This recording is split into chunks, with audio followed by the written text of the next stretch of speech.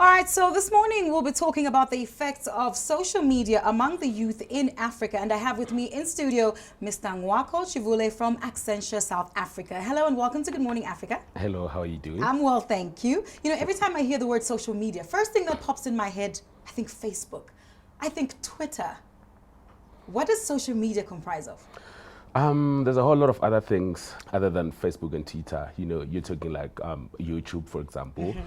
You're talking LinkedIn. You know, there's blogs. There's even photo sharing services. Like Instagram, Tumblr. Instagram, Flickr even. Yeah. So there's a whole lot of them. So social media basically is a way in which people interact, a way in which people share information, you know, voice their opinions and such, you know, amongst friends, amongst colleagues, whoever, family members as well. And we love social media, Great don't we? media. It's a great media. Now tell me, what's the state of social media across the African continent? Social media is very big. I mean, we're talking Facebook alone in Africa has over 50 million Facebook users. Wow. And that is like active people, active accounts, people who are getting on there on a daily basis. You know, it has shaped the culture of the African continent, the way people share information, the way people receive education, the way people look at technology. Okay, Yeah. now tell me something. I mean, many social media actually do exist, but if a trend is increasing or decreasing, what are some of the contributing factors? What makes social media tick and what makes social media not to tick, depending on which, obviously? What makes it tick, first thing is that it's available everywhere. I mean, most of the people access social media through their mobile devices, and it's very, very, very cheap, and it's easier access to information. You don't have to. If I want to talk to you, for example, my brother doesn't even have to call me when he wants to talk to me. You know, he just sends me a message either on Twitter or on Facebook, and we can have a full conversation using social media. Okay. Yeah. All right, now let's talk about, you know, different types of social media and what makes them tick exactly. I mean, because you would find that, you know, some social media is more popular or it has more users than others. What are some of the contributing factors? I think the first one I'd say, the way in which the specific platform has been marketed. You know, some social media platforms are quite very trendy. You know, it's quite fashionable to be on them. Yeah, I mean, on Twitter. Ooh, I'm tweeting. Exactly. You know, even the language, the word tweeting, for example, it sounds very... It's like a hip, cool word. It is a hip, cool word, you know. And for example, people don't even exchange numbers anymore. It's like, okay, man, just give me your Twitter name, your Twitter handle, just give me your Facebook name. That is true. You know, so that has transformed into a language, and that makes it trendy. It makes it cool. You know, so that's just a one way the owners of these channels have marketed their products. So as a result, everybody wants to get on those platforms. Okay. Yeah. Now tell me, you know, people use social media for different reasons.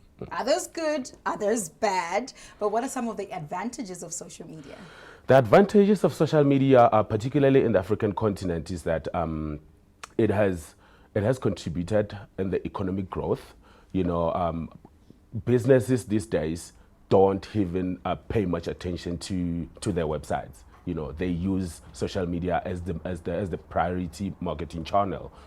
You know, even small businesses, for example, they don't even need to create a website. I mean, back in the day, it would cost you a lot of money to develop a website. So as a small entrepreneur, as a young entrepreneur, a small business, you wouldn't afford that. But today, you can have a social media, a Facebook page, for example, you know, which talks about your business, and you can use Facebook and Twitter and other social media channels to market your products. So it has contributed into our economy as the continent. Definitely, and I agree, it because has. people use social media for different things. Yes, I see lots of ads. Yes. I see, you know, brand messages and whatnot all over social media. So yeah, Yes, definitely. it has. Even from a personal perspective as well. Yes. It has also, you know, contributed to. It has actually built us as the nation into informed nation, because there's easier access of information from a primary school kid all the way through to a pensioner. It's very easy to get information. Some people don't even watch TV anymore, but they're still as informed as people who are sitting in front of the TV the whole day. That's true. Because if you're on Twitter, for instance, you get the tweets before you can actually watch the news in the evening. So you're already informed. Yes, because you see now the TV, the news are scheduled at a specific time. So you can't wait for 7 o'clock to know what's happening in and around. Clever. Exactly. Very clever. All right, now let's talk about social media in the aspect of the youth. Should they be encouraged to use social media? Absolutely. They should be encouraged to use social media. But one thing I would say, though, is that they need to be careful on who they talk to, because there has been a whole lot of cases, criminal cases, criminals taking advantage of this great medium, for their own criminal activities. So they also need to be aware of the kind of information they put in our social media platforms. It can be very dangerous, yet it's a great medium. All right, now let's talk about some of the negative effects of social media amongst the youth in particular.